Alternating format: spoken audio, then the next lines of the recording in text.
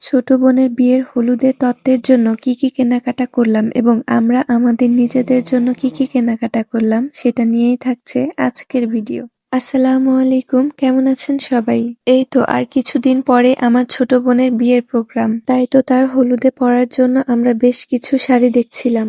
অনেক দেখার পর আমরা এই হট পিঙ্ক কালারের শাড়িগুলো সিলেক্ট করি।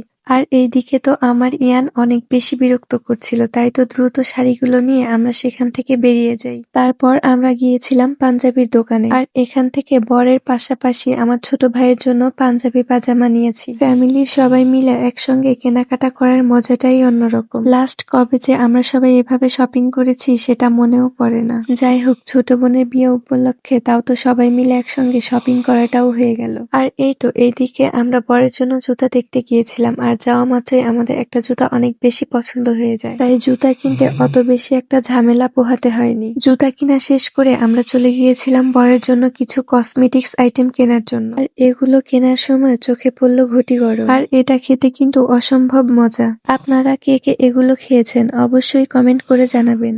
আর এই ঘটি গরম খেতে খেতে আমরা চলে গিয়েছিলাম ডালার দোকানে, যেটা ছাড়া হলুদের প্রোগ্রামটাই অসম্পূর্ণ। তাই তো এখান থেকে বেশ কিছু ডালা এবং আরো কিছু প্রয়োজনীয় জিনিসও নিয়ে নেই। এই প্রথম আমি ইয়ানকে সঙ্গে নিয়ে বাইরে এতটা সময় থেকেছি। যাই হোক, আজকের ভিডিওটা এ পর্যন্তই। সবাই ভালো থাকবেন। আল্লাহ হাফেজ।